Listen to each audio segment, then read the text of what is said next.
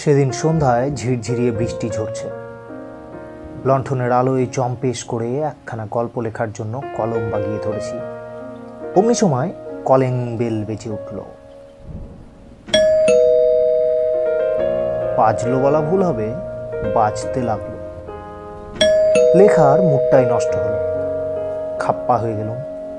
Calling bell একবার বাজানোই যথেষ্ট, এই কথাটা বলেও মনের ঝাল ঝাড়ব, আগন্তুক যেই হোক না কেন।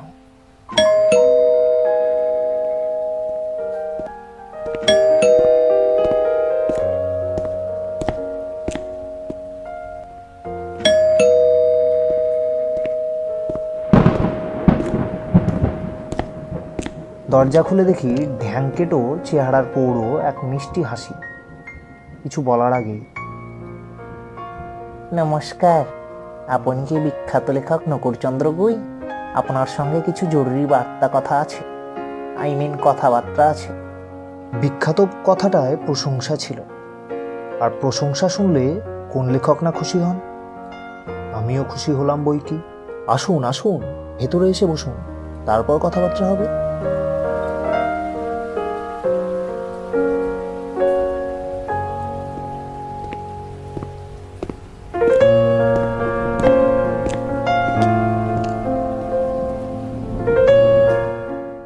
ভদ্রলোক ঘরে ঢুকে সোফায় বসলেন, তারপর বললেন, আপনি তো ভূতের গল্প লেখেন।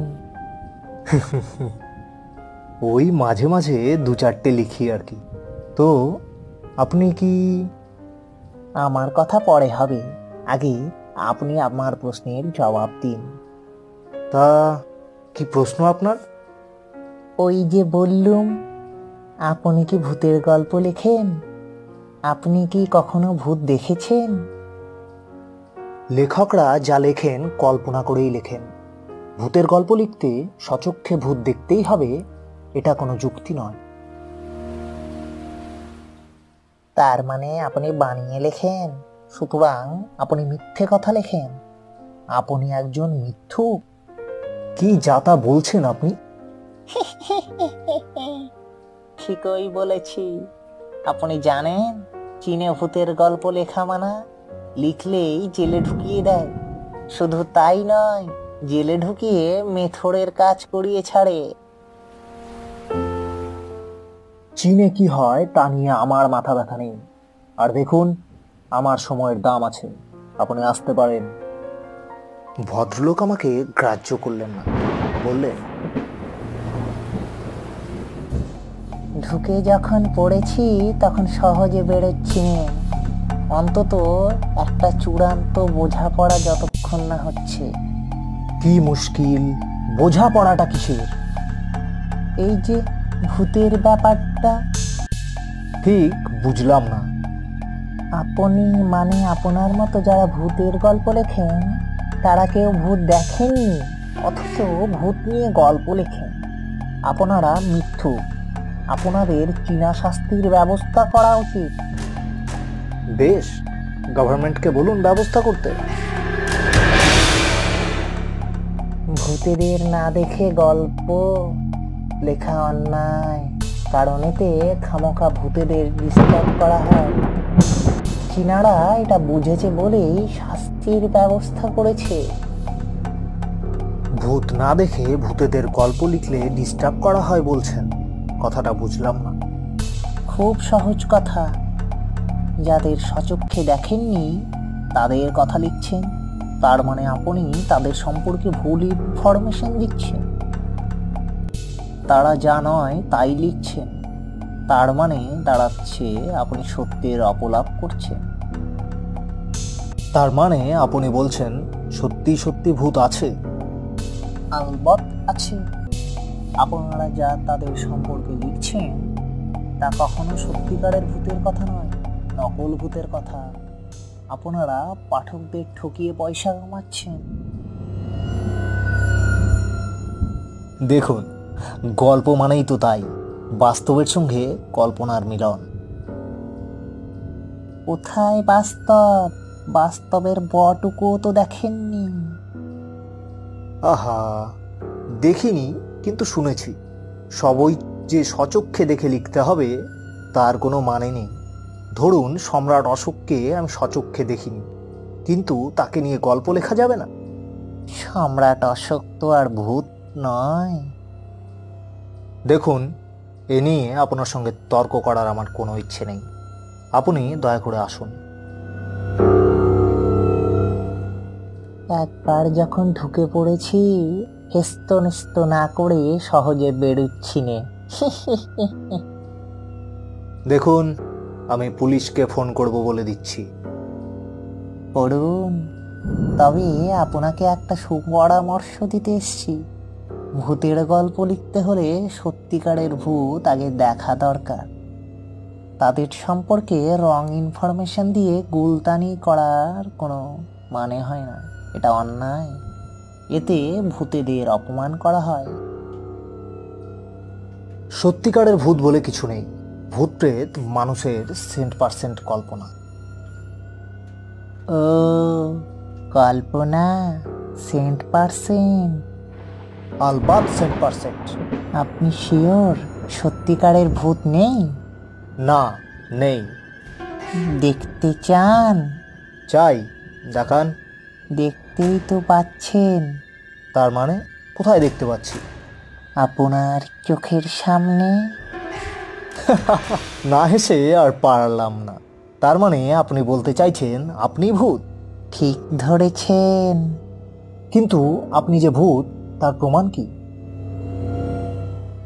প্রমাণ আছে বই কি, তবে এত সহজে প্রমাণ দিলে কি চলে? আপনার যদি কেউ চার্জ করে বসে যে আপনি নকুড়চন্দ্রগুই, তার প্রমাণ দিন, আপনার আতে ঘা লাগবে। প্রেস্টিজ বলে একটা কথা আছে না, যখন তখন যে কাউকে প্রমাণ চাইলেই তা দেওয়া যায় না। ভূতেরও প্রেস্টিজ আছে। বোঝা যাচ্ছে আপনি একজন বদ্ধ পাগল। পুলিশকে খবর না দিয়ে আর উপায় নেই দেখছি।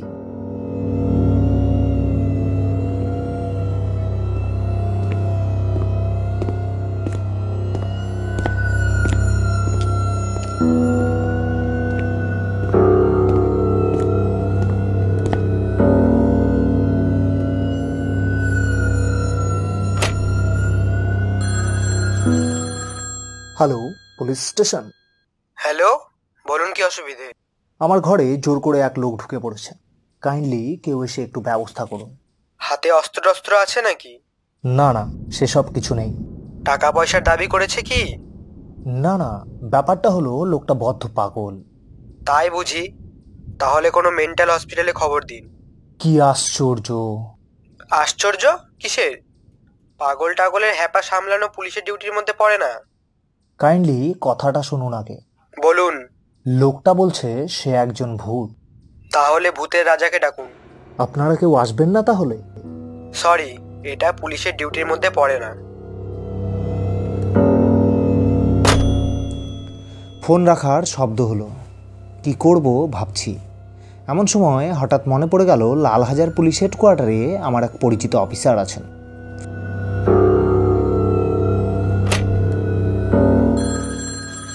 বরাত জোরে তাকে পাওয়া গেল। ব্যাপারটা শুনে প্রথমে একচোট হাসলেন, তারপর বললেন, এখনই যাচ্ছি, কিছু ভাববেন না। ওকে কথাবার্তা বলে টলে জাস্ট মিনিট 5 আটকে রাখুন।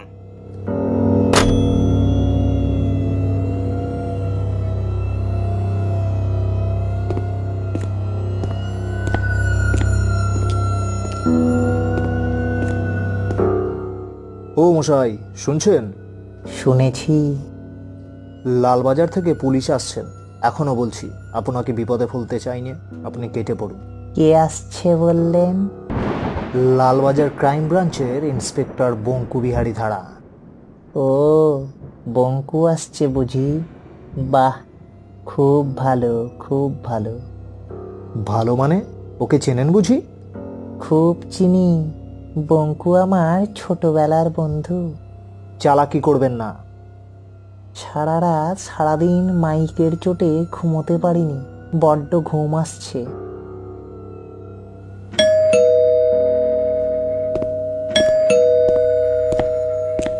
মিনিট 2 পরে কলিং বেল বেজে উঠল। এত শিগগিরই এসে পড়লেন মিস্টার ধারা? খুব খুশি হয়ে দরজা খুললুম।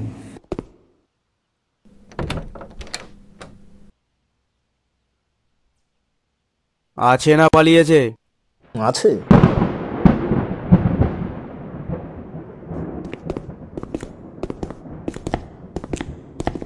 মুরারি না? এ কি কাণ্ড! আয়, কতদিন পর তোর সঙ্গে দেখা। তুই এখন কোথায় থাকিস? মধ্যম গ্রামের ওইদিকে। আজকাল যা অবস্থা, ডেরা খুঁজে পাওয়াই প্রবলেম। আমার ডেরায় চলে আয় না, খুব নিরিবিলি জায়গা। তবে মাঝে মাঝে মাইকের খুব উপদ্রব। পুলিশের চাকরি করে ওটা কানসওয়া হয়ে গেছে, অসুবিধে হবে না। মুরারি আমার ছেলেবেলার বন্ধু, বুঝলেন? তা না হয় বুঝলুম, কিন্তু উনি নিজেকে ভূত বলছিলেন কেন? কি কাণ্ড! ভূত নিজেকে ভূত বলবে না তো কি মানুষ বলবে? তবে মুরারি, কাজটা কিন্তু তুমি ঠিক করনি। খামোকায় নিরীহ লেখক ভদ্রলোককে জ্বালাতে না এলেই পারতে। এসেছে কি সাধে? উনি ভূতেদের ব্যাপারে রং ইনফরমেশন দিয়েছেন। স্বচক্ষে ভূত না দেখে, ভূতেদের ব্যাপার স্যাপার না জেনে একরাশ মিথ্যে কথা। অসহ্য। বন্ধু, তোমারও উচিত এর একটা বিহিত করা। যাগ্গে, মরুগ্গে, বিহিত করে হবেটা কি? এতদিন স্বচক্ষে ভূত দেখেননি, এবার দেখলেন, ব্যাস। এবার থেকে আর বানিয়ে লিখবেন না। নাও চলো, তোমার ডেরায় যাওয়া যাক। ডেরা খুঁজে পাওয়া যে কত প্রবলেম হয়েছে আজকাল। কোঅপারেটিভ হাউজিং করলে মন্দ হয় না বরং। কথা বলতে বলতে দুজনে বেরিয়ে গেলেন। আমি হতভম্ব হয়ে দাঁড়িয়ে রইলাম 2 মিনিট। তারপর টনক নড়ে উঠল। ঝটপট দরজা বন্ধ করে হন্তদন্ত হয়ে পাশের ঘরে গেলুম। ফের থানায় রিং করলুম।